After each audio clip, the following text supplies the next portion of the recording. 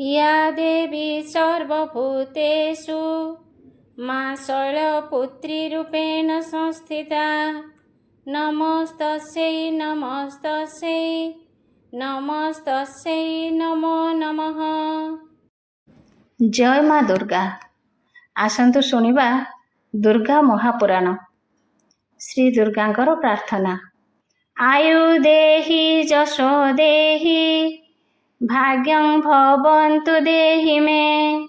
पुत्रान् देहि धनं देहि सर्वान् कामाश्च देहि मे। हर पापं हर क्लेशं हर रोगं हर सुखं हर शोकं हर क्षोभं हर दुःख हरिप्रिये। काली काली महाकाली काली के पापहारिणी धर्म काम प्रदे देवी नारायणी नमस्तुते। शुण एबे गुणीजन दुर्गांक पुराण। शुणिले सर्व संकटु हेब परित्राण। उत्कल कलिंग ओडिशा जे अटे नाम भारत देश रे अटे एही देवस्थान। देवता मानकर जे हुए आविर्भाव पुणी देवता मानक अंतर्ध्यान हेब। होइला पृथ्वी सृष्टि जे केही नाही थिले भट्ट परे नारायण थाई जे देखिले। होइब सृष्टि की परी सेही कथा भावी आदि माता को पठाई कहिले बैरागी। ब्रह्मा विष्णु महेश्वर उत्पत्ति करिब तांक द्वारा जेउ परी जीव जे जन्मिब। एथु अन्ते शुणिबाकु हेला विपरीत ब्रह्मा विष्णु जन्म हेले थिले आदि मात। पुरुष प्रकृति ठारु शिवंक जन्म कଳି जुगे हरिहर एक आत्मा जान। शिव जे होइले जान परमार्थ हरि पराशक्ति महालक्ष्मी होइले बिहारी।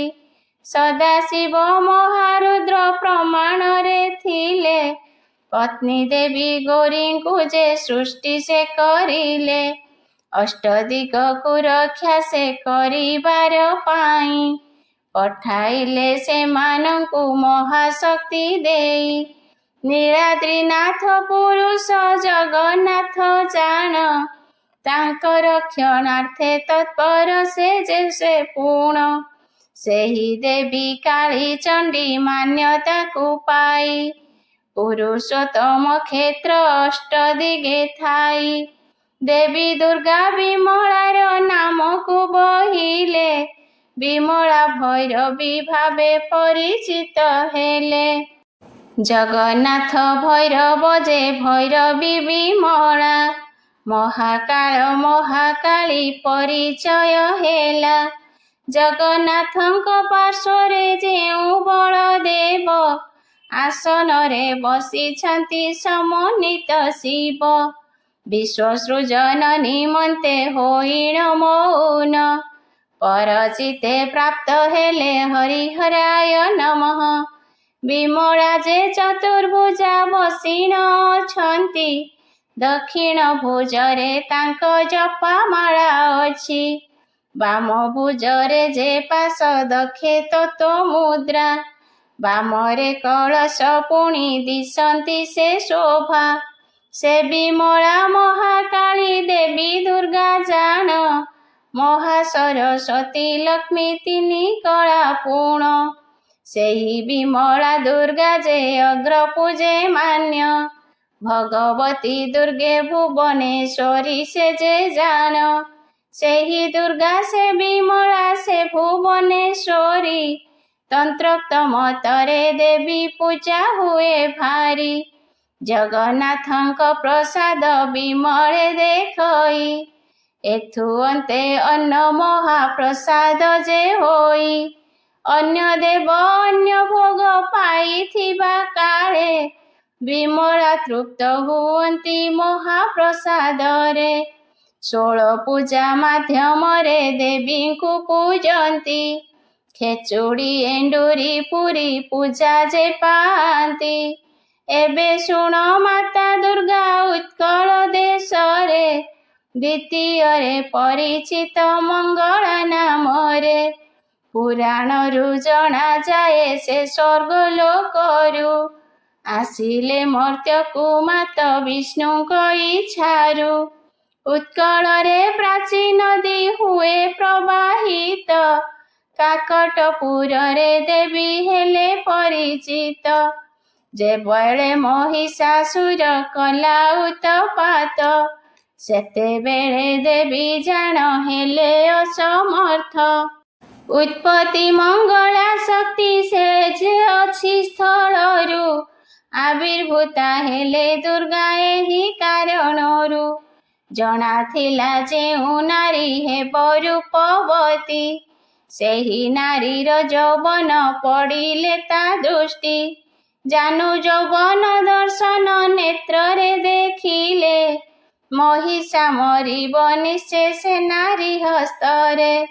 ଏଥିପାଇଁ ଦୁର୍ଗା ମାତ ମଙ୍ଗଳା ରୂପରେ, ହୋଇଲେ ସୁନ୍ଦରୀ ବାଳା ରୂପ ନିନ୍ଦ୍ୟରେ। ଦୁର୍ଗା ନିଜ ଜାନୁ ପୁଣି ଯୌବନ ଦେଖାଇ, ମହିଷାସୁରକୁ ମାରି ହେଲେ ସେ ବିଜୟୀ। ପୁରାଣ କହେ ପୁଣି ଯେ ଆଉ ଏକ ବାଣୀ, ରାବଣ ମଙ୍ଗଳା ରୂପେ ପୂଜି କାତ୍ୟାୟନୀ। ପୁଣି ରାବଣ ନିଧନ ହେଲା ସେ ଦୁର୍ଗା ମଙ୍ଗଳା, ରାମ ଆଣି ରଖି ମାତ ପ୍ରାଚୀ କୂଳେ ଭଲା। ପଦ୍ମ ପାଖୁଡ଼ା ଶୋଭିତ ପୀଠର ଉପରେ, ଦେବୀ ଉପବେଶ ହେଲେ ଲଳିତାସନରେ। ମାତା ଚତୁର୍ଭୁଜା ବୋଲି ଅଛି ପୁରାଣରେ, ଧର୍ମଚକ୍ର ଧରିଛନ୍ତି ଦକ୍ଷିଣ ହସ୍ତରେ। ବାମ ହସ୍ତେ ପଦ୍ମ କଢ଼ି ଦକ୍ଷେ ଜପମାଳା, ବାମ ହସ୍ତେ ଜପ ସଂଖ୍ୟା କରନ୍ତି ମଙ୍ଗଳା। ଦେବୀ ଦୁର୍ଗା ଭଗବତୀ ରୂପର ଯେ ହୋଇ, ଆଦି ଶକ୍ତି ଭାବରେ ସେ ବ୍ରହ୍ମାଣ୍ଡରେ ଥାଇ। ଐଶ୍ୱର୍ଯ୍ୟ ବୈଭବର ସେ ଅଟନ୍ତି ଘରଣୀ, ମହାନିତ୍ୟ ଉତ୍ସ ସେହୁ ମାତା ସେ ଯୋଡ଼ାନୀ। ଭଗବତୀ ଦୁର୍ଗା ମାତା ଭାବେ ପରିଚିତ, ଶିବ ସ୍ୱରୂପ ଭଗବାନ ନାମେ ବିଦିତ। ଅଟନ୍ତି ସେ ବ୍ରହ୍ମ ବିଦ୍ୟା ଦେବୀଙ୍କ ମଧ୍ୟରେ, ମୋକ୍ଷଦାତ୍ରୀ ଅଟନ୍ତି ସେ ଯୋଗୀ ମୁନିଙ୍କରେ। ସଦାତ୍ମିକା ଭାବେ ମାତ ଉତ୍ପତ୍ତି ହୋଇଲେ, ସେ ପୁଣି ନାଦରୁ ବିଶ୍ୱ ସମ୍ଭାବନା କଲେ। ରୂପ ଗୁଣ ବର୍ଣ୍ଣ ବାକ୍ୟ ସର୍ବ ଅଧିକାରେ, ବିଶ୍ୱର ଉତ୍ପତ୍ତି ସ୍ଥିତି ପୁଣି ଯେ ଲୟରେ। ସର୍ବୋଚ୍ଚ ନିୟନ୍ତ୍ରୀ ଆର୍ତ ହରିଣୀ ଅଟନ୍ତି, ସାର୍ଥକ ପରିଚୟ ଯେ ଦୁର୍ଗା ଭଗବତୀ। ଆଉ ଶୁଣ ଏଥୁ ଅନ୍ତେ ମାତାଙ୍କର ଗୁଣ, ବାଣପୁରେ ପ୍ରତିଷ୍ଠିତ ହେବାର କାରଣ। ଥିଲା ଭକ୍ତ ବାଣାସୁର ରାକ୍ଷସ ରାଜନ, ଭଗବତୀ ପୂଜା କରି ହୋଇଗଲା ଧନ୍ୟ। ଶୁଣ ଭକତ ଜନେ ମାତାଙ୍କ କାହାଣୀ, ଶାଳିଆ ନଦୀ କୂଳରେ ଦୁର୍ଗା ଥିଲେ ପୁଣି। ମହାଷ୍ଟମୀ ଛାଗ ବଳି ହୁଏ ଅଷ୍ଟମୀରେ, ସେହିଠାରେ ଛାଗ ବଳି ଦିଏ ଯେ ନୀତିରେ। ଛାଗ ବଳି ସରିଗଲେ ଗୋଟିଏ ବଂଶରୁ, କେହି ଜଣେ ନିଜକୁ ଯେ ବଳି କାରଣରୁ। ଉତ୍ସର୍ଗ କରେ ନିଜକୁ ମାତାଙ୍କ ଚରଣେ, ରହେ ନାହିଁ ପ୍ରାଣ ତାର ମୃତ୍ୟୁର କାରଣେ। ସେ ଭକ୍ତର ଶରୀରରେ ପ୍ରାଣ ରହେ ନାହିଁ, ପତ୍ନୀ ତାହାର ବିଧବା ନିଶ୍ଚୟ ହୁଅଇ। ଏଥୁ ଅନ୍ତେ ସେ ଶବକୁ ଗୋପନେ ଗୃହରେ, କୋଠରୀ ଦକ୍ଷିଣ ପୁଣି ରଖନ୍ତି ସେଠାରେ। କେତେ ଦିନ ଶବ ସେହି ଗୃହରେ ରଖନ୍ତି, ପରେ ଜାଣ ମାତା ତାକୁ ଜୀବନ ଦିଅନ୍ତି। ଏପରି ବିସ୍ମୟ କର୍ମ ମାତାଙ୍କ କରୁଣା, ଜଣା ନାହିଁ ଶୁଣ ଏବେ ପୁରାଣରୁ ଜଣା। ତଦପରେ ଶୁଣ ବାବୁ ପୁରାଣର ବାଣୀ, ବାଚିକ ଗିରିର ପୃଷ୍ଠେ ଦୁର୍ଗା ମାତା ପୁଣି। ପର୍ବତ ଉପରେ ଜାଣ ପୀଠ ଦେବୀଙ୍କର, ଦୁର୍ଗା ଦେବୀ ଚର୍ଚ୍ଚିକା ଯେ ହୋଇଲେ ସେଠାର। ପର୍ବତ ଉପରେ ପୁଣି ଅଛି ଯେ ମନ୍ଦିର, ଚର୍ଚ୍ଚିକାଙ୍କ ପୂଜା ହୁଏ ଜାଣ ସେହିଠାର। ପୁରାଣରେ ପରଶୁରାମ 10 ଅବତାରେ, ଅବତାର ହୋଇଥିଲେ ସେ ସତ୍ୟ ଯୁଗରେ। ପିତୃ ସତ୍ୟ ମାତୃ ହତ୍ୟା କରିଥିଲେ ସେହି, ମାତୃହତ୍ୟା ପାପ ରୂପେ ରକ୍ଷା ଯେବେ ହୋଇ। ସେ ମୁକ୍ତିର ନିମନ୍ତେ ପଶୁ ଚର୍ଚ୍ଚିକା ପୂଜିଲେ, ପରଶୁରାମଙ୍କ ନିମନ୍ତେ ମାତା ବିଜେ ହେଲେ। ଦେବୀ ଦୁର୍ଗା ଯେ ଚର୍ଚ୍ଚିକା ଚତୁର୍ଭୁଜା ଜାଣ, ଦକ୍ଷ ଭୁଜରେ ମାତ ଯେ ଖଡ଼ଗ ଧରିଣ।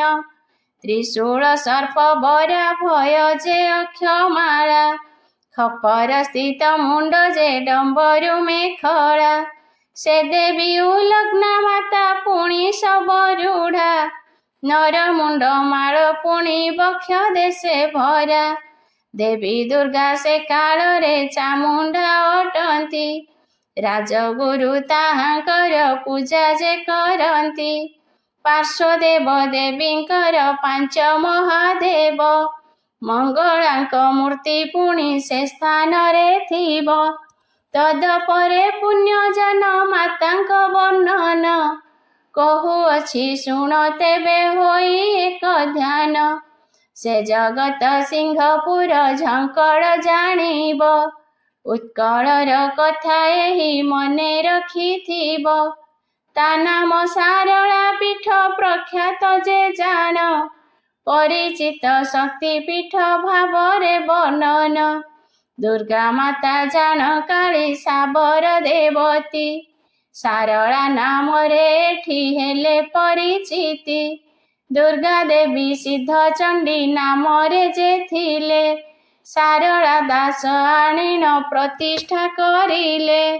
ସତ୍ୟ ଯୁଗରୁ ପ୍ରତିଷ୍ଠା ମାତାଙ୍କ ହୋଇଛି, କଳି ଯୁଗରେ ପୁଣି କଥା କହୁଅଛି। ତ୍ରେତା ଯୁଗେ ରକ୍ତପାନ ପରଶୁରାମ ଠାରେ, କ୍ରୀଡ଼ା କରି ରାଜବଳି ପରିତୃପ୍ତା ହେଲେ। ସେହି ଦିନୁ କାଳୀ ହେଲେ ସରସ୍ୱତୀ ନାମ, ସିଦ୍ଧ ଚଣ୍ଡୀ ସେହିପରି କାଳୀରେ ପ୍ରମାଣ। ଏହାଙ୍କର ଅନ୍ୟ ନାମ ତ୍ରିପୁର ସୁନ୍ଦରୀ, ସାରଳାଙ୍କ ପରିଚୟ ଜାଣ ଏହିପରି। ଝଙ୍କଡ଼ ବାସିନୀ ଦୁର୍ଗା ସାରଳା ଯେ ନାମ, ସେହି ପୁଣି ସରସ୍ୱତୀ ନାମରେ ପ୍ରମାଣ। ଏହାଙ୍କର ଅନ୍ୟ ନାମ ତ୍ରିପୁର ସୁନ୍ଦରୀ, ସାରଳାଙ୍କ ପରିଚୟ ଜାଣ ଏହିପରି। ଝଙ୍କଡ଼ ବାସିନୀ ଦୁର୍ଗା ସାରଳା ଯେ ନାମ, ସେହି ପୁଣି ସରସ୍ୱତୀ ନାମରେ ପ୍ରମାଣ। ଶାବରୀ ଦେବତୀ ନାମେ ପୂଜା ତାହାଙ୍କର, ଶୁଣ ଏବେ ତଦପରେ ମହିମା ତାଙ୍କର। ମହାମୁନି ସାରଳାଙ୍କୁ ପୂଜନ କରିଲେ, ପକ୍ଷାଘାତ ରୋଗରୁ ସେ ଉଦ୍ଧାର ପାଇଲେ। ସେତେବେଳେ ଦେବୀଙ୍କର ଚରଣ ଅଙ୍ଗୁଳି, ଲମ୍ବ ହୋଇ ବାମକୁ ଯେ ଯାଇଥିଲା ବଢ଼ି। ଶରୀରୁ ତାହାଙ୍କ ତେଜ ଯେ ବାହାରୁଥିଲା, ଦକ୍ଷିଣ କାଳୀଙ୍କ ରୂପ ଦୁର୍ଗାଙ୍କର ହେଲା। ଦେବୀଙ୍କର ବାମ ହସ୍ତ ସିଂହର ସ୍କନ୍ଧରେ, ଚନ୍ଦ୍ରହାସ ଖଡ଼ଗ ଯେ ଗୋଟିଏ ହସ୍ତରେ।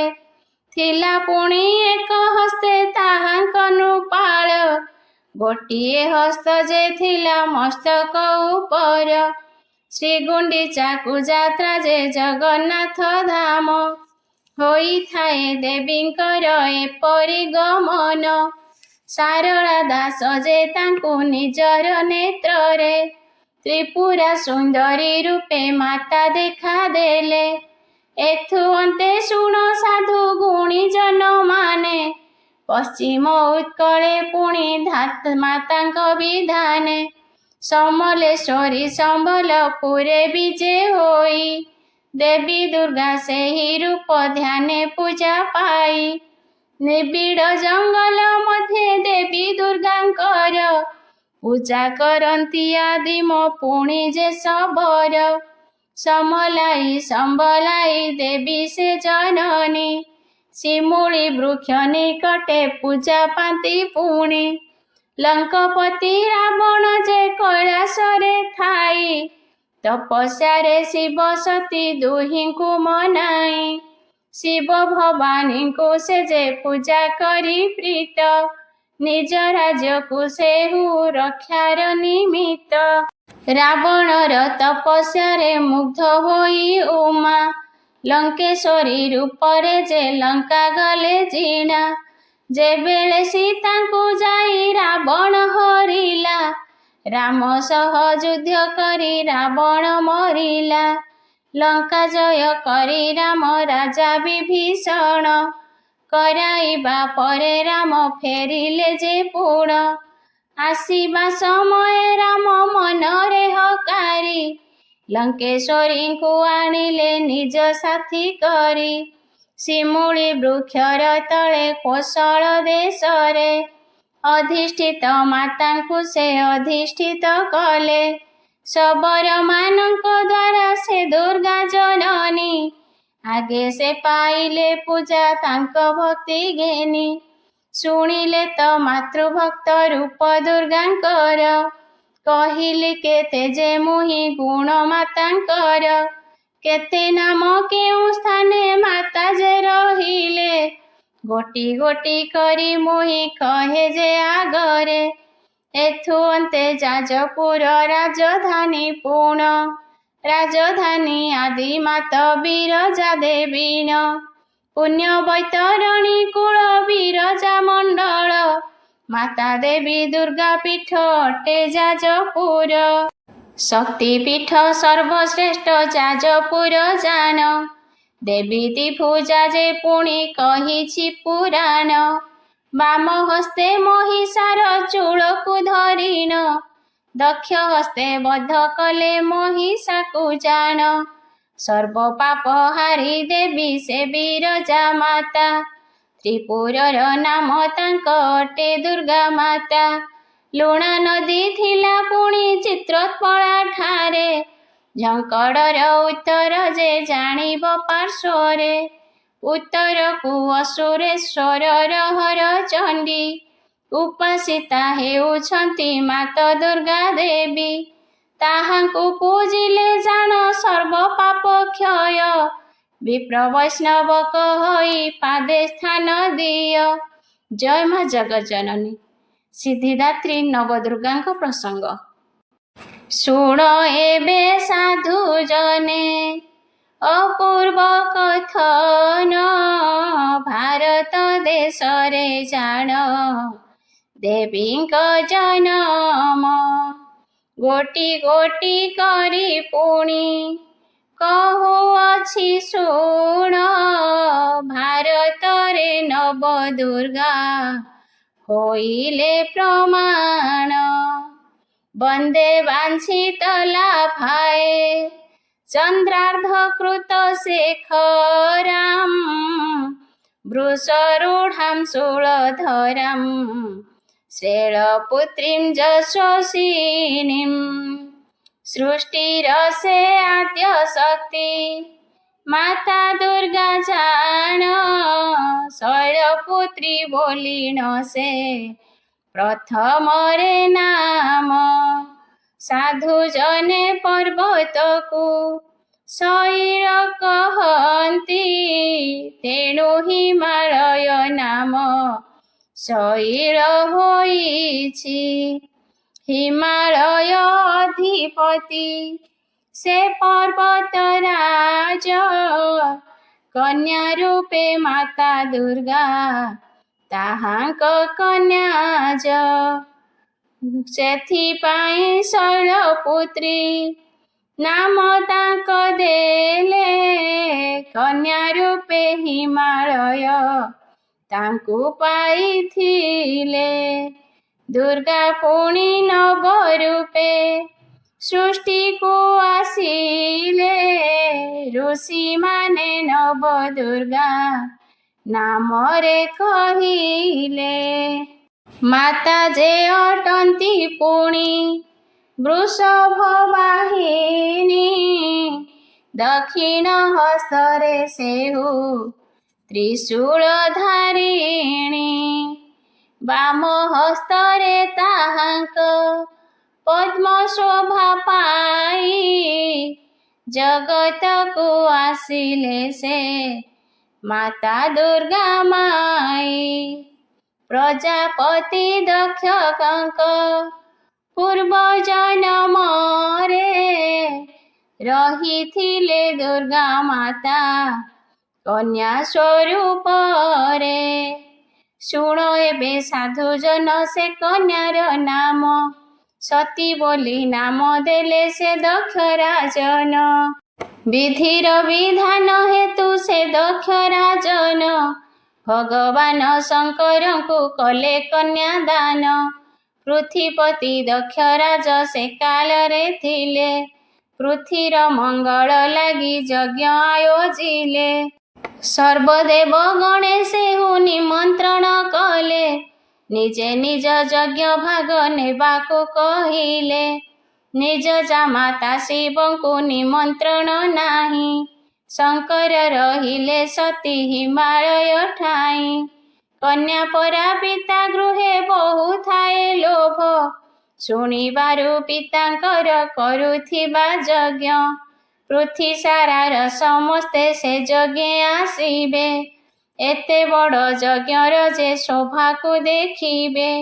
ମୋହିନୀ ମାନି କନ୍ୟା କି ଦୋଷ ବା କଲି, ପିତାଙ୍କର ଯଜ୍ଞ ସୁଖ ମୋହି ନ ଦେଖିଲି। କନ୍ୟା ବୋଲି ମନ ତାଙ୍କ ହୋଇଲା ବିକଳ, କିପରି ଦର୍ଶନ ହେବ ଯଜ୍ଞ ପିତାଙ୍କର। ଭୋଳାନାଥ ସେ ଶଙ୍କର ହିମାଳୟେ ଥିଲେ, ତାଙ୍କୁ ଯାଇ ମାତା ସତୀ ସମସ୍ତ କହିଲେ। ନାରଦଙ୍କ ବାଣୀ ଶୁଣ ମୋ କର୍ଣ୍ଣେ ପଡ଼ିଲା, ପିତା ଯଜ୍ଞ କରୁଛନ୍ତି ସେଠୁ ଜଣାଗଲା। ସତୀ କଥା ପାଞ୍ଚ ମଥା ଶୁଣିଲେ ସେ କାଳେ, ପିତା ବୋଧେ ରାଗିଛନ୍ତି ଆମରି ଉପରେ।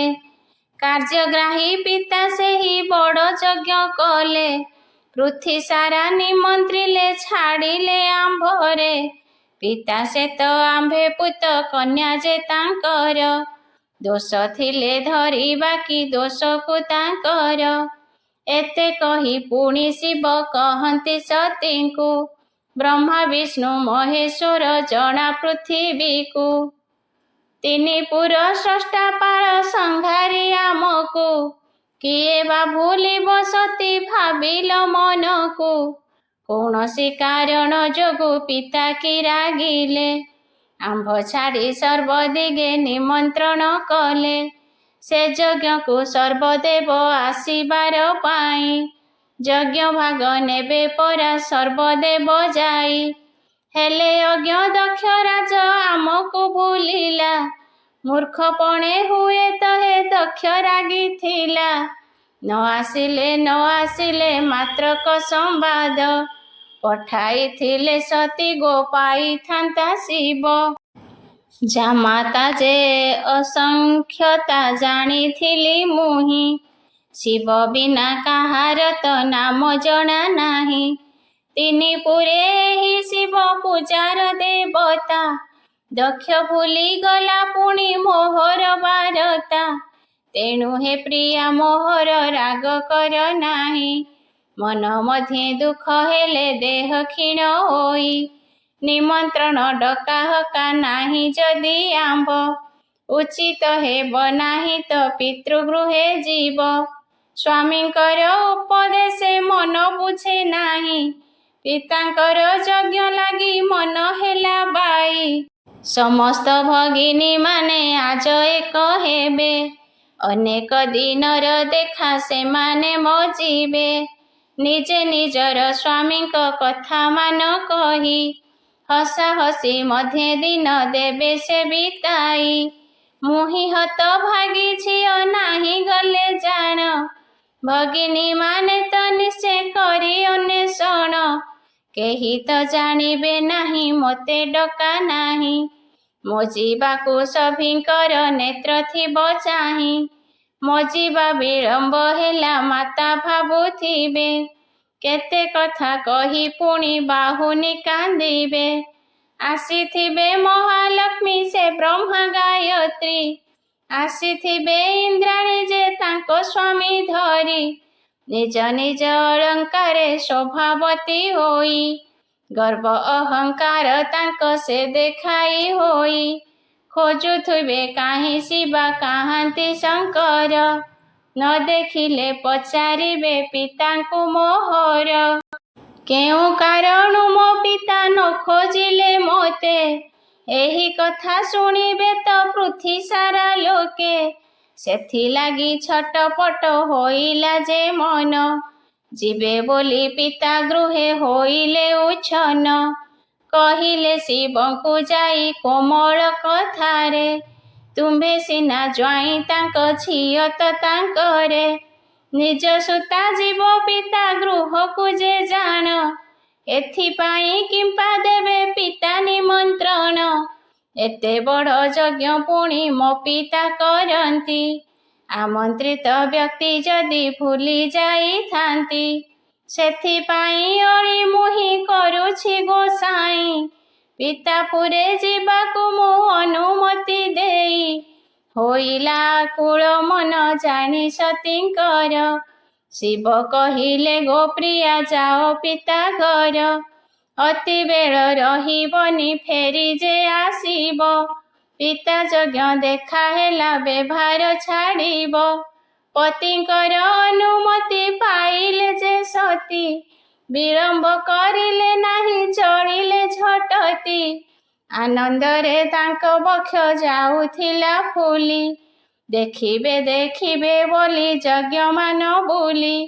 ଆଗ ପଛ ବଡ଼ ସାନ ଭଗ୍ନୀମାନେ ଆସି, କୋଳାକୋଳି ହେବୁ କେତେ ଶରଧାରେ ହସି। ଦେଖି ପକାଇଲେ ମାତା କାନ୍ଦିବେ ଯେ କେତେ, କରି ନାହିଁ ନିମନ୍ତ୍ରଣ ଆସିଲୁ ମା ସତେ। ଦୋଷ ଧରିବୁନି ମାତ ପିତାଙ୍କ ତୋହର, ପୃଥ୍ୱୀ ସାରା ଦାୟିତ୍ୱ ଯେ ଗୋଟିଏ ମଥାର। ହେଲା ହେଲା ଭଲ ହେଲା ମଥା ଆଉଁସିବେ, ସ୍ନେହ ବୋଳା କଥାରେ ସେ ମୋ ମୁଖ ଦେଖିବେ। ସତୀଙ୍କର ମନୋଭାବ ଦେଖି ମହେଶ୍ୱର, କହିଲେ ସେ ଯାଅ ତୁମ୍ଭେ ତୁମ୍ଭ ପିତୃପୁର। ହୋଇଲେ ଆନନ୍ଦ କେତେ ଆଦେଶ ପାଇଲେ, ବିଳମ୍ବ ନ କରି ସେହୁ ପିତା ଗୃହେ ଗଲେ। ପିତା ଗୃହେ ପହଞ୍ଚିଲେ ହସ ହସ ହୋଇ, ଦେଖିଲେ ଭଗିନୀ ମାନେ କଥା ହେଲେ ନାହିଁ। ମୁଖ ମୋଡ଼ି ବ୍ୟଙ୍ଗହାସ କରିଲେ ଯେ କେତେ, ଦୁଃଖରେ ପଡ଼ିଲେ ଭାଙ୍ଗି ଦୁଃଖ ହେଲା ମୃତେ। ଏଥୁ ଅନ୍ତେ ଦକ୍ଷ ରାଜ କନ୍ୟାକୁ ଦେଖିଣ, କେତେ କଥା କହିଗଲେ ମୁହେଁ ମୁହେଁ ଶୁଣ। ଶୁଣିଣ ସତୀଙ୍କ ହୃଦୟ ଜଳି ପୋଡ଼ିଗଲା, କ୍ଷୋଭଗ୍ଳାନି କ୍ରୋଧରେ ସେ ଜ୍ୱାଳାମୁଖୀ ହେଲା। ସ୍ୱାମୀଙ୍କର ଉଚିତ ସେ କଥାକୁ ନ ମାନି, ଆସିଥିଲି ପିତା ଗୃହେ ପାଇଗଲି ପୁଣି। ପାଇଲି ମୁଁ ଅପମାନ ଆଜି ଏଠି ଆସି, ସେ ଅପମାନ ସ୍ୱାମୀଙ୍କୁ ହୋଇଲା ଯେ ବେଶୀ। ନ ପାରିଲେ ସହି ଜାଣ ଏତେ ଅପମାନ, ସଙ୍ଗେ ସଙ୍ଗେ ତେଜି ଦେବେ ଭାବିଲେ ପରାଣ। ତତ୍କ୍ଷଣି ଯଜ୍ଞ କୁଣ୍ଡେ ପଡ଼ିଲେ ସେ ଡେଇଁ, ଯଜ୍ଞାଗ୍ନି ଦେଖି ସତୀଙ୍କୁ ଦେଲା ସେ ହଜାଇ। ହୋଇଲେ ବିସ୍ମୟ ଦେଖି ସର୍ବଦେବଗଣ, ସଙ୍ଗେ ସଙ୍ଗେ ଶିବ ସେନା କରିଲେ ଗମନ। ଶିବଙ୍କର ପାଶେ ଯାଇ ସମସ୍ତ କହିଲେ, ଶିବ କି ସହ୍ୟ କରିବେ ସମ୍ବାଦ ଶୁଣିଲେ। ଶୁଣି ସାରି ମହେଶ୍ୱର କ୍ରୋଧପଣ ହୋଇ, ଦକ୍ଷ ଯଜ୍ଞ କଲେ ଧ୍ୱଂସ ସେନାଙ୍କୁ ପଠାଇ। ଏଥୁ ଅନ୍ତେ ଶୁଣ ସର୍ବ ସତୀଙ୍କ ବଚନ, ପଡ଼ିଗଲା ଚହଳ ଯେ ଜାଣ ତ୍ରିଭୁବନ। ଯୋଗାଗ୍ନି ଦ୍ୱାରା ଶରୀର ଧ୍ୱଂସ ହୋଇଗଲା। ଶୈଳରାଜ ହିମାଳୟ ତାଙ୍କ ପୁତ୍ରୀ ହେଲା। ଶୈଳପୁତ୍ରୀ ନାମେ ପୁଣି ସତୀ ଜନ୍ମ ନେଇ ଶଙ୍କରଙ୍କ ସହିତରେ ବିବାହ ଯେ ହୋଇ। ଶୁଣ ସର୍ବେ ଏହି ବାଣୀ ସର୍ବଜ୍ଞାନୀ ଜନ। ଦୁର୍ଗା ମାତା ଶୈଳସୁତା ଭାବରେ ପ୍ରମାଣ। ମୋହିହୀନ ବିପ୍ର ଜାଣ ଦକ୍ଷିଣ କର ସ୍ୱରୀ। ଦୁର୍ଗା ରୂପେ ପୂଜା କରି ଭକ୍ତି ଚିତ୍ତେ ଧରି। ସେ ଦୁର୍ଗା ମାତାଙ୍କ ପଦେ କରୁଛି ଜଣାଣ। ବିପ୍ର ବୈଷ୍ଣବ ବିପିନେ ଆଶ୍ରା କରି ଜାଣ। ଜୟ ଜଗଜ୍ଜନନୀ ମା। ଶ୍ରୀ ଦୁର୍ଗାଙ୍କର ନବରାତ୍ର ବ୍ରତ କଥା। ଦୁର୍ଗାଙ୍କର ପୂଜା ପାଇଁ କୌଣସି ଦିନ ମଧ୍ୟ ଶୁଭ ଏବଂ ଉପଯୋଗୀ ହୋଇଥାଏ। ପ୍ରତ୍ୟେକ ଅଷ୍ଟମୀ ଅଥା ପ୍ରତ୍ୟେକ ଶୁକ୍ରବାର ଚୈତ୍ର, ଆଷାଢ଼, ଆଶ୍ୱିନ ଏବଂ ମାଘ ମାସର ଶୁକ୍ଳ ପକ୍ଷରେ 9 ଦିନ ଯାବତ୍ ଦୁର୍ଗା ଦେବୀଙ୍କର ଆରାଧନା କରାଯାଇଥାଏ। ଅଧିକାଂଶ ଶ୍ରଦ୍ଧାଳୁ ଚୈତ୍ର ଏବଂ ଆଶ୍ୱିନ ମାସରେ 9 ଦିନ ଯାଏ ଭଗବତୀ ଦୁର୍ଗାଙ୍କର ଆରାଧନା କରିଥାନ୍ତି। ଏହି ଶାରଦୀୟ ଏବଂ ବୋଧନ ନବରାତ୍ରରେ ଭଗବାନ ଶ୍ରୀରାମଙ୍କର ଆରାଧନା ମଧ୍ୟ ହୋଇଥାଏ। ନବରାତ୍ର ସମ୍ବନ୍ଧରେ ପୌରାଣିକ କଥାର କିଛି କଥା ପ୍ରଚଳିତ ଅଛି। ଦେବତାମାନଙ୍କର ଗୁରୁ ବୃହସ୍ପତି ଦିନେ ବ୍ରହ୍ମାଙ୍କୁ ପ୍ରଶ୍ନ କଲେ, ହେ ବ୍ରହ୍ମା, ଆପଣ ତ ସମସ୍ତ ଶାସ୍ତ୍ରରେ ଜ୍ଞାତ। ଆପଣ କୃପା କରି ଜଣାନ୍ତୁ ଯେ ମା ଭଗବତୀଙ୍କର ପ୍ରସନ୍ନତା ପାଇଁ ନବରାତ୍ର ବ୍ରତ କ'ଣ ପାଇଁ କରାଯାଇଥାଏ? ଏହି ବ୍ରତକୁ ପ୍ରଥମେ କିଏ କଲା ଏବଂ ଏହି ବ୍ରତର ଫଳ କ'ଣ ମିଳିଥାଏ? ଶ୍ରୀ ବ୍ରହ୍ମା କହିଲେ, ହେ ଦେବଗୁରୁ, ଆପଣ ଜଗତର କଲ୍ୟାଣ ନିମନ୍ତେ ଭଲ ପ୍ରଶ୍ନ ଗୋଟିଏ କରିଅଛ। ପ୍ରତ୍ୟେକ ବର୍ଷ ଚୈତ୍ର, ଆଷାଢ଼, ଆଶ୍ୱିନ ଓ ମାଘ ମାସର ଶୁକ୍ଳ ପକ୍ଷରେ ନବରାତ୍ର ବ୍ରତ କରାଯାଇଥାଏ। ଏହି 4 ମାସ ମଧ୍ୟରେ ଚୈତ୍ର ଓ ଆଶ୍ୱିନ ମାସକୁ ନବରାତ୍ରର ପ୍ରମୁଖ ଭାବରେ ଗ୍ରହଣ କରାଯାଇଅଛି। ଏହି ନବରାତ୍ରରେ ବ୍ରତ କରୁଥିବା ଭକ୍ତମାନଙ୍କର ସମସ୍ତ କାମନା ପୂର୍ଣ୍ଣ ହୋଇଥାଏ। ମା ଭଗବତୀଙ୍କର କୃପା ଦ୍ୱାରା ବ୍ରତ, ପୂଜା ଓ କଥା ଶ୍ରବଣ ସହିତ ଦାନ ପୁଣ୍ୟ କରୁଥିବା ମୁଖ୍ୟ ଅଧିକାରୀ ହୋଇଥାନ୍ତି। ନବରାତ୍ର ବ୍ରତ କରିବା ଦ୍ୱାରା ମନୁଷ୍ୟ ଧନ, ବିଦ୍ୟା ଓ ପୁତ୍ର ଆଦି ପ୍ରାପ୍ତି କରିଥାଏ। ଏହି ବ୍ରତକୁ ନ କରୁଥିବା ବ୍ୟକ୍ତି ଉତ୍ତମ ଧନରୁ ବଞ୍ଚିତ ହୋଇ ପୃଥିବୀରେ ସମ୍ମାନ ପାଇନଥାଏ।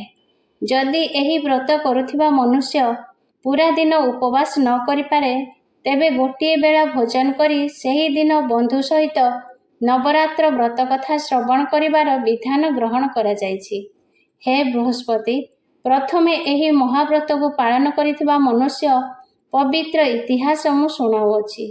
ଏହି ଭାବରେ ବ୍ରହ୍ମାଙ୍କର ବଚନକୁ ଶ୍ରବଣ କରି ବୃହସ୍ପତି କହିଲେ, ଏହି କଲ୍ୟାଣକାରୀ ବ୍ରତର ଇତିହାସ କଥାକୁ ମୁଁ ଧ୍ୟାନପୂର୍ବକ ଶ୍ରବଣ କରୁଅଛି।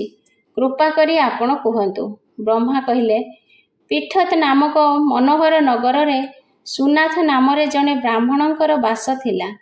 ସେ ଭଗବତୀ ଦୁର୍ଗାଙ୍କର ପରମ ଭକ୍ତ ଥିଲେ। ତାଙ୍କ ପରିବାରରେ ସୁମତି ନାମକ ଏକ ସୁନ୍ଦରୀ କନ୍ୟାଙ୍କର ଜନ୍ମ ହେଲା। ସେ ନିଜ ପିତାଙ୍କ ଘରେ ଶୁକ୍ଳ ପକ୍ଷରେ ଚନ୍ଦ୍ରକଳା ପ୍ରକାରେ ବଢ଼ିବାକୁ ଲାଗିଲା। ତାଙ୍କର ପିତା ପ୍ରତିଦିନ ହୋମ କରୁଥିଲେ। ସେହି କନ୍ୟା ମଧ୍ୟ ସେଠାରେ ଉପସ୍ଥିତ ରହୁଥିଲେ। ଥରେ ସୁମତି ନିଜର ସଖୀମାନଙ୍କ ସହିତ ଖେଳରେ ରହିଗଲେ ଏବଂ ଭଗବତୀ ପୂଜାରେ ବିଳମ୍ବରେ ଉପସ୍ଥିତ ହେଲେ। ବ୍ରାହ୍ମଣ ଭାବିଲେ ତାଙ୍କର କନ୍ୟା ପୂଜାରେ ମନ ରହୁନାହିଁ। ସେ ନିଜକୁ ସଜାଇ ହେବାରେ ଗୁରୁତ୍ୱ ରଖୁଅଛି।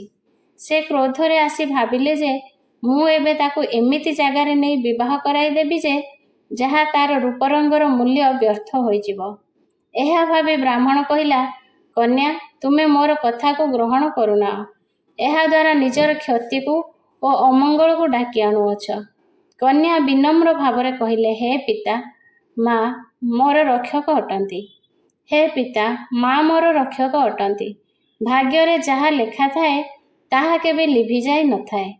କନ୍ୟାର ଏପରି କଥା ଶୁଣି ପିତାଙ୍କର କ୍ରୋଧ ଆସିଲା ଏବଂ କନ୍ୟାକୁ କହିବାକୁ ଲାଗିଲେ, କନ୍ୟା, ତୁମେ ଭଗବତୀଙ୍କର ପୂଜା କଲ ନାହିଁ।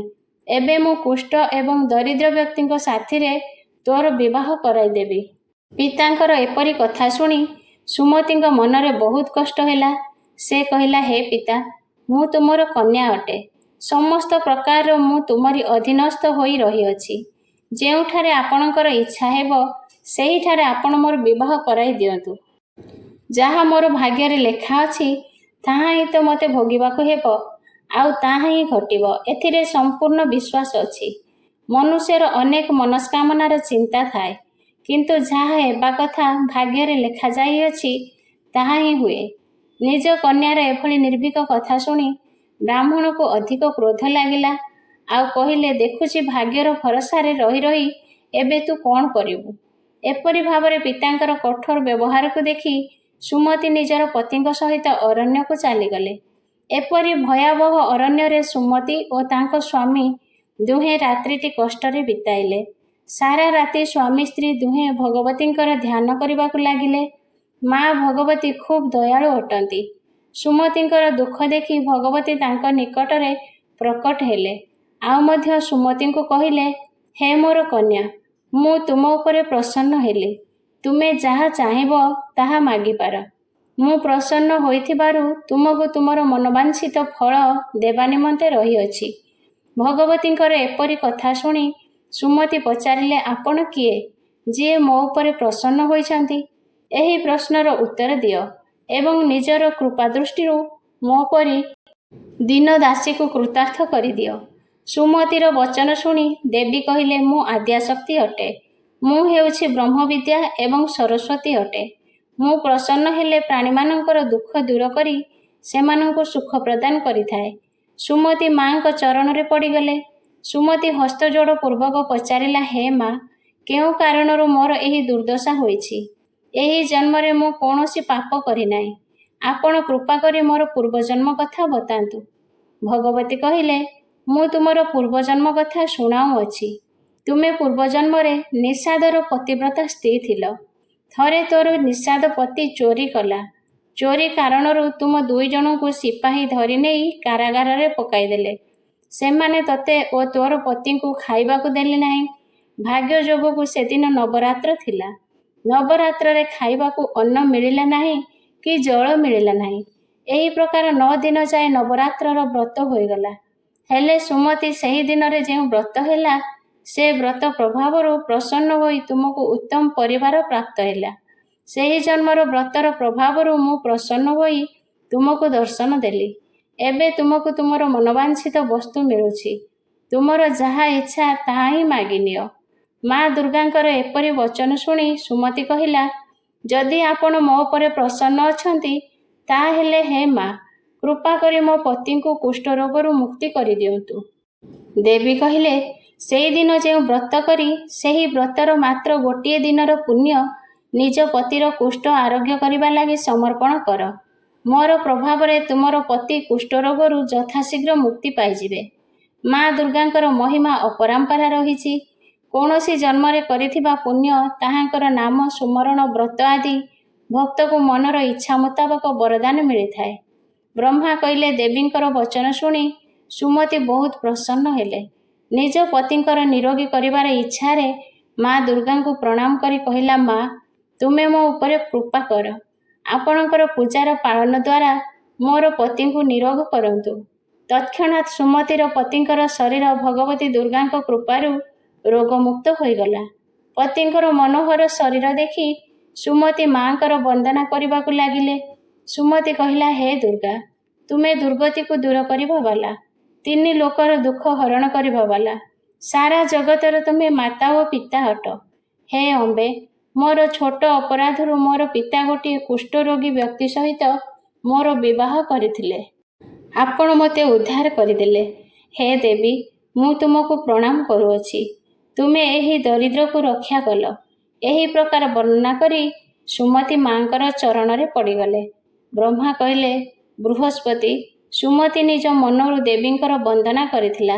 ସେଥିଲାଗି ଦେବୀ ବହୁତ ସନ୍ତୁଷ୍ଟ ହେଲେ ଏବଂ ସୁମତିକୁ କହିଲେ, ହେ ପୁତ୍ରୀ, ତୋର ଅତି ବୁଦ୍ଧିମାନ, ଧନବାନ, କୀର୍ତ୍ତିବାନ, ଜିତେନ୍ଦ୍ରିୟ ପୁତ୍ର ଜନ୍ମ ହେବ। ଏହାପରେ ପୁଣି ଦେବୀ କହିଲେ, ହେ ପୁତ୍ରୀ, ଆଉ ଯଦି ତୁମର ଇଚ୍ଛା ଅଛି ମାଗିପାର। ଭଗବତୀ ଦୁର୍ଗାଙ୍କର ବଚନ ଶୁଣି ସୁମତି କହିଲେ, ହେ ଦୁର୍ଗା, ଯଦି ଆପଣ ମୋ ଉପରେ ପ୍ରସନ୍ନ ହେଉଛନ୍ତି ତାହେଲେ କୃପା କରି ମୋତେ ନବରାତ୍ର ବ୍ରତର ବିଧି ବତାଅ। ହେ ଦୟାବତୀ, ଯେଉଁ ବିଧାନ ଦ୍ୱାରା ନବରାତ୍ର ବ୍ରତ କଲେ ତୁମେ ପ୍ରସନ୍ନ ହେଉଛ, ସେହି ବିଧି ଏବଂ ତାହାର ଫଳ ସବୁକୁ ବର୍ଣ୍ଣନା କର। ସୁମତିର କଥା ଶୁଣିସାରି ଦେବୀ କହିଲେ, ହେ କନ୍ୟା, ମୁଁ ତୁମ ନିମନ୍ତେ ସମ୍ପୂର୍ଣ୍ଣ ପାପ ଦୂର କରିଲା ବାଲା ତୁମକୁ ନବରାତ୍ର ବ୍ରତ ପାଳନର ବିଧି କହୁଅଛି। ସେଇଥିରୁ ମନୁଷ୍ୟ ସମସ୍ତ ପାପରୁ ମୁକ୍ତି ଏବଂ ମୋକ୍ଷ ପ୍ରାପ୍ତି ପାଇଥାନ୍ତି। ଆଶ୍ୱିନ ମାସର ଶୁକ୍ଳ ପକ୍ଷର ପ୍ରତିପଦାଠାରୁ ନେଇକରି 9 ଦିବସ ପର୍ଯ୍ୟନ୍ତ ବିଧିପୂର୍ବକ ବ୍ରତ କରାଯାଏ। ଯଦି ଦିନରେ ବ୍ରତ ନ କରିପାରିଲେ ତାହେଲେ ଗୋଟିଏ ସମୟ ନିମନ୍ତେ ଭୋଜନ କର। ଯୋଗ୍ୟ ବ୍ରାହ୍ମଣଙ୍କୁ ପଚାରି ଘଟର ସମାପନ କର ଏବଂ ଆଟିକା ତିଆରି କରି ତାକୁ ସବୁଦିନ ଜଳ ଦ୍ୱାରା ସିଞ୍ଚନ କରିବ। ମହାକାଳୀ, ମହାଲକ୍ଷ୍ମୀ ଏବଂ ମହାସରସ୍ୱତୀଙ୍କର ମୂର୍ତ୍ତି ତିଆରି କରି ନୀତି ବିଧି ବିଧାନ ଅନୁସାରେ ପୂଜା କର। ମନ୍ଦାର ଫୁଲ ଅର୍ପଣ କଲେ ରୂପର ପ୍ରାପ୍ତି ହୋଇଥାଏ। ଜାଇ ଫଳ ଅର୍ପଣ କଲେ କୀର୍ତ୍ତି ପ୍ରାପ୍ତି ହୁଏ। ଅଁଳା ସମର୍ପଣ କଲେ ସୁଖ ଏବଂ କଦଳୀ ଅର୍ପଣ କଲେ ଆଭୂଷଣ ପ୍ରାପ୍ତି ହୁଏ। ଏହି ପ୍ରକାର ଫଳ ଅର୍ପଣ କରି ଦୟାବିଧି ହୋମ କର। ଘୃତ, ଗହମ, ମହୁ, ବେଲପତ୍ର, ନଡ଼ିଆ, କଦମ୍ବ ଦ୍ୱାରା ହୋମ କରାଯାଇଥାଏ। ଗହମରେ ହୋମ କଲେ ଲକ୍ଷ୍ମୀ ପ୍ରାପ୍ତି ହୋଇଥାଏ। କ୍ଷୀର ଦ୍ୱାରା ହୋମ କଲେ ପରିବାରର ବୃଦ୍ଧି ଘଟେ। ଚମ୍ପା ଫୁଲ ଦ୍ୱାରା ଧନ ପ୍ରାପ୍ତି ହୋଇଥାଏ ଏବଂ ସୁଖ ପ୍ରାପ୍ତି ହୋଇଥାଏ। ଅଁଳାରୁ କୀର୍ତ୍ତି ଏବଂ କଦଳୀରୁ ପୁତ୍ର ପ୍ରାପ୍ତି ହୁଏ। ପଦ୍ମରୁ ରାଜ ସମ୍ମାନ ପ୍ରାପ୍ତି। ଘୃତ, ନଡ଼ିଆ, ମଧୁ, ଜଳ, ତିଳ ଏ ସମସ୍ତରୁ ତଥା ଫଳରେ ହୋମ କଲେ ମନବାଞ୍ଛିତ ବସ୍ତୁର ପ୍ରାପ୍ତି ହୋଇଥାଏ। ବ୍ରତ କରୁଥିବା ମନୁଷ୍ୟ ଏହି ବିଧିରେ ହୋମ କଲା ପରେ ଅତ୍ୟନ୍ତ ନମ୍ରତା ସହିତ ଆଚାର୍ଯ୍ୟଙ୍କୁ ପ୍ରଣାମ କରିବେ ଏବଂ ଯଜ୍ଞ ସିଦ୍ଧି ନିମନ୍ତେ ତାଙ୍କୁ ଦକ୍ଷିଣା ଦେବେ। ଏହି ମହାବ୍ରତ ଆଗରୁ କୁହାଯାଇଥିବା ବିଧି ଅନୁସାରେ ଯିଏ ବ୍ରତ ପାଳନ କରିଥାଏ ତାହାର ସମସ୍ତ ମନୋରଥ ସିଦ୍ଧି ପ୍ରାପ୍ତି ହୋଇଥାଏ। ଏହିଟି ଏକ ହୋଇଗଲେ ସନ୍ଦେହ ନାହିଁ। ଏହି 9 ଦିନ ଯାଏ ଯାହା କିଛି ଦାନ କରାଯାଏ ଏହାର ଫଳ କୋଟି ଗୁଣ ମିଳିଥାଏ। ନବରାତ୍ର ବ୍ରତ କଲେ ଅଶ୍ୱମେଧ ଯଜ୍ଞର ଫଳ ପ୍ରାପ୍ତି ହୋଇଥାଏ। ନବରାତ୍ରରେ ଭଗବତୀଙ୍କର ପୂଜା ହୋମର ବିଧି ଜାଣି ସୁମତି ପ୍ରସନ୍ନ ହୋଇଗଲେ। ହେ ଦେବଗୁରୁ, ବୃହସ୍ପତି ସମ୍ପୂର୍ଣ୍ଣ କାମନାର ପୂର୍ଣ୍ଣ କରୁଥିବ। ଏହି ଉତ୍ତମ ବ୍ରତର ତୀର୍ଥ ଦେବୀ ମନ୍ଦିର ଅଥବା ସୁବିଧା ହେଉଥିଲେ ଗୃହରେ ବିଧି ଅନୁସାରେ କରିପାରିବେ। କବଚ, କିଳକ, ଅର୍ଗଳ ସ୍ତୋତ୍ର ପାଠ ସହିତ ହବନ ପୁରାଣ ପାଠ ସହିତ ଭଗବତୀଙ୍କର ପୂଜା କରିବାକୁ ହୋଇଥାଏ। ନବରାତ୍ର ବ୍ରତର ବିଧି ଏବଂ ଫଳ ବତାଇ ଦେବୀ ଅନ୍ତର୍ଧ୍ୟାନ ହୋଇଗଲେ। ଯେ ପୁରୁଷ କିମ୍ବା ସ୍ତ୍ରୀ ଏହି ବ୍ରତକୁ ଭକ୍ତିପୂର୍ବକ ପାଳନ କରିବେ ସେ ଏହି ଜନ୍ମରେ ବହୁ ସୁଖ ପାଇବା ସହିତ ମୋକ୍ଷ ହୋଇଯାଆନ୍ତି। ଜୟ ମା ଦୁର୍ଗେ।